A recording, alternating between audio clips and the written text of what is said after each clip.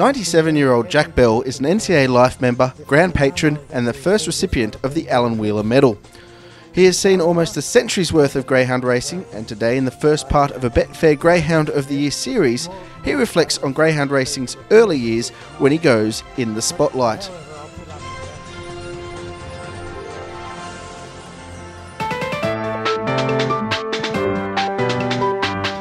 Well, when I was a youngster, my dad had greyhounds. This was a few years before mechanical hare racing was introduced.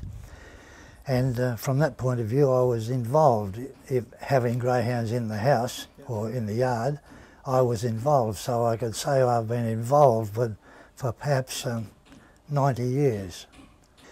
He was an interested party. He wasn't terribly successful, and that was, of course, in the days of the live hare coursing as opposed to the mechanical hare coursing.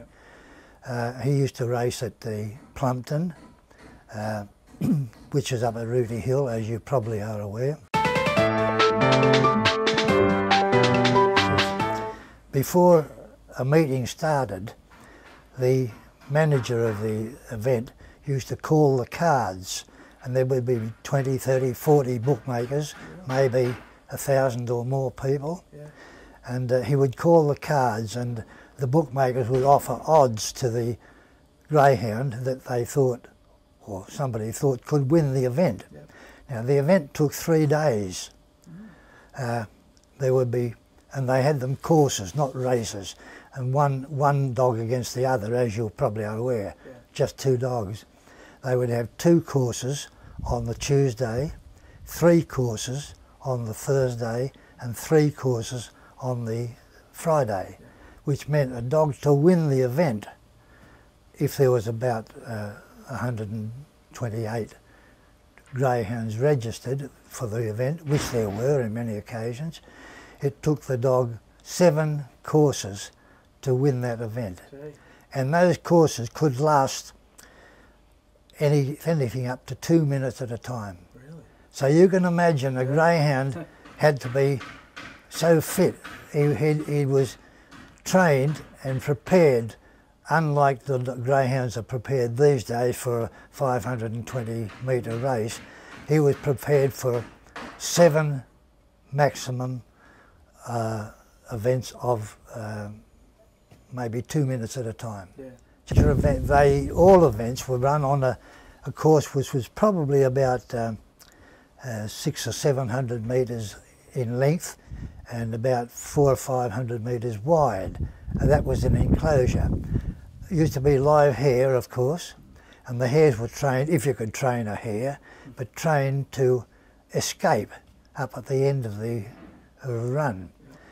But the slipper, who slipped the dogs at the beginning, and the hare was let loose, and a hare boy would bang a drum and chase it up the road. The slipper would try to judge his dogs being let loose to meet the hare about 20 or 30, 40, 50 metres before it reached the race. And then the hare would start to course, and the greyhounds would run backwards and forwards until the hare escaped.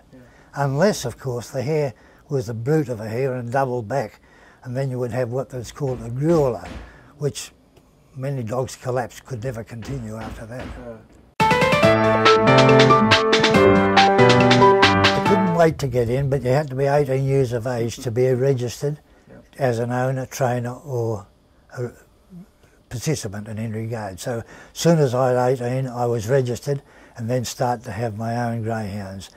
Didn't own too many, although eventually I bought some, but I had leased them from various people. Firstly, in the live hare coursing, if you call them any good. I won the derby. Did you really? Yes. That was out at Plumpton still? At Plumpton. Yep. And my dad had 10 pounds on him at 30 to 1. And on the first day, on the Tuesday, I received a telegram with just 3 words in it, "Still in it." And I was tickled pink. And of course, when the dog came home, I did my bit.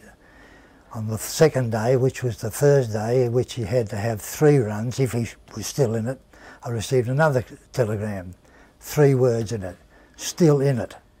I was elated to think that he'd now reached to the stage where there was only 8 runners. And of course I was hoping, praying, and on the 3rd day, on the Friday, I received another telegram, just 3 words in it: won the Derby. So I was over the moon, and for that I received £200, which in those days was a lot of money.